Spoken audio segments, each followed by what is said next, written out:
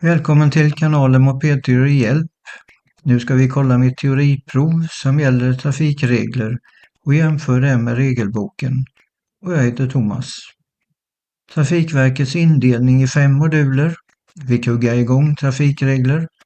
Och siffrorna framför modulerna, det motsvarar ungefär det antal frågor som är på ett teoriprov. Det är ju 65 frågor totalt som räknas. Trafikverket kallar den här för trafikregler. Det upplevs som det svåraste, för trafikregler är ju halva provet. Vi säger högerregel, men hur är förklaringen i trafikförordningen? Nu kör vi. Här kommer trafikreglerna som har fått namn i utbildningen. Trafikförordningen använder inte de här orden.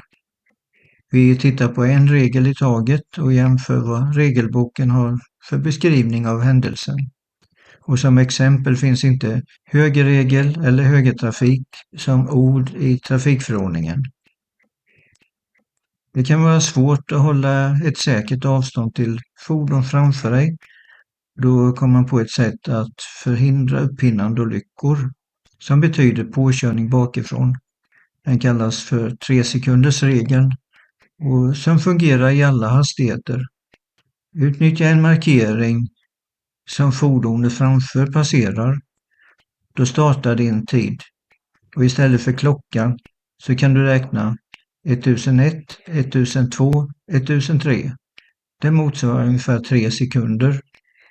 Vi såg i en tidigare bild hur trafikförordningen beskrev säkert avstånd till framförvarande fordon. När vi möter fordon så tycker vi att det är naturligt att mötas enligt högertrafik. Ordet högertrafik finns inte i regelboken. Det står att du ska hålla till höger vid möte med andra fordon. Placeringen till höger gäller både på vägen och på ett parkeringsområde. Nu kommer vi fram till vägkorsningar. Om det förekommer korsande trafik så gäller grundregeln som vi kallar högerregeln. Regelboken har inte det namnet utan benämner det så här. Väjningsplikt mot det fordon som närmar sig från höger. Och det kan hända att fordon från höger stannar på väg fram till korsningen.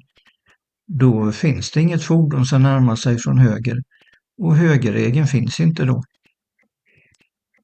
På platser ute i trafiken kan det finnas otydliga regler för trafikanter och att samla ihop 4 punkter till ett smidigt uttryck. Det är utfartsregeln som man säger i undervisningen. I trafikförordningens paragraf räknas det upp platser och händelser. Du har väjningsplikt mot alla fordon när du kommer ifrån. Och så har du 1, 2, 3, 4 punkter som vi kommer till. Och väjningsplikt, det gäller även när du flyttar ut från vägrenen. Nu kommer de här 4 punkterna. Det är parkeringsplats, fastighet, bensinstation eller något annat område. 2. Stig, ägoväg eller annan utfartsväg. 3. Cykelbana, gågata, gångfartsområde, cykelgata eller från terräng. Och 4. Efter att ha korsat en gång- eller cykelbana. Vi har lämnat utfartsregeln med alla sina olika varianter. Huvudledsregeln med obligatorisk väjnings- eller stopplikt är tydligare. Och regelbokens paragraf. Du kör från en väg in på en annan väg som är huvudled där det saknas accelerationsfält. Då har du väjningsplikt mot alla fordon på den vägen. Det finns påfarter med accelerationsfält och anpassa hastigheten till trafiken och lämna påfarten så tidigt som möjligt utan fara eller onödigt hinder.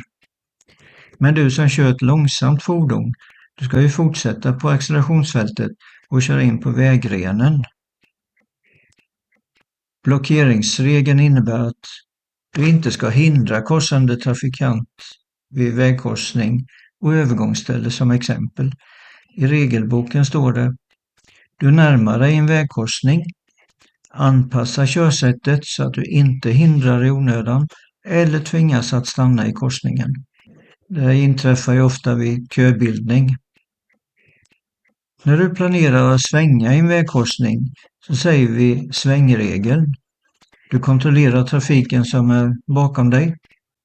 På bilden till höger har du den röda pilen som visar sväng till vänster. Du kan ha mötande trafikanter. Och i regelboken finns texten: när du ska svänga till vänster i en korsning, då ska det göras utan hinder för mötande trafik. Du planerar för att svänga till höger i vägkorsningen. I regelboken står det att högersväng ska göras utan hinder för de som är på den nya vägen. Det kan vara oskyddade trafikanter som går eller cyklar och du får vänta tills det blir fritt. I den tredje varianten så tillåter man vänstertrafik. I större korsningar så målas det en hjälplinje för att underlätta placeringen för de mötande. När två fordon möts i en korsning och båda ska göra vänstersväng så kan mötet ske till vänster om det inte är någon fara. Vi lämnar detta och övergår till omkörning i korsning. Omkörning är en obevakad korsning. Då är det högerregel som gäller. Tvåhjuliga fordon utan sidvagn får köras om. Det kan man räkna som undantag. Omkörning är bara tillåten strax före eller i en vägkorsning när. Och då har vi 1. Omkörning görs till höger. Det är möjligt att köra om ett fordon som svänger till vänster. Då har du ju möjlighet att se om det kommer någon från höger. Omkörning är en bevakad korsning. Då är det inte högerregel som gäller. Tvåhjuliga fordon utan sidvagn får ju köras om här också. Omkörning är bara tillåten strax före eller i en vägkorsning när 2. Polisen eller trafiksignaler reglerar trafiken. 3. Vägmärken visar att korsande trafik har väjningsplikt eller stopplikt. Nu kan du se lite av rangordningen för obevakad och bevakad korsning. Omkörning i plankorsning, som är en järnvägskorsning. Vi säger även här att det är obevakad eller bevakad korsning. Tvåhjuliga fordon utan sidvagn får köras om. Omkörning är bara tillåten strax före eller i en plankorsning när 1. Korsningen har bommar. 2. Trafiksignaler som används i vägkorsningar reglerar trafiken med röd, gul och grön. Nu har vi ömsesidig hänsyn att förhålla oss till. I vägmärkesförordningen så finns ordet sammanvävning för detta vägmärke. I utbildningen kallas det för blixtlåsprincipen eller kugghjulsprincipen. Om 2 körfält eller körbanor löper samman till 1 ska förarna samspela och visa hänsyn inför de nya förhållandena. Vi har kommit till det sista exemplet som är bussregeln. Det används i utbildningen. I trafikförordningen så finns det skrivet om busshållplats så här.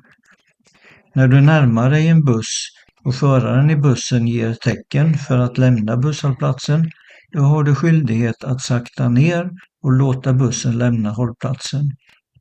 Detta gäller när högsta tillåtna hastighet är 50 km/h. Bussföraren ska vara särskilt försiktig så att inte fara uppstår. Om det finns fler körfält i samma färdriktning, då gäller den här regeln för det körfält som är närmast bussen. Det var alla exempel. Vi har tittat på regler i utbildningen och jämfört det med paragrafer i trafikförordningen. Du kan studera vidare och repetera så att du är säker. Det är bra att börja plugga så tidigt som möjligt.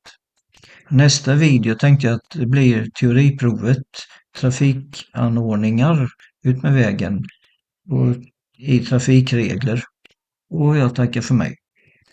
Välkommen!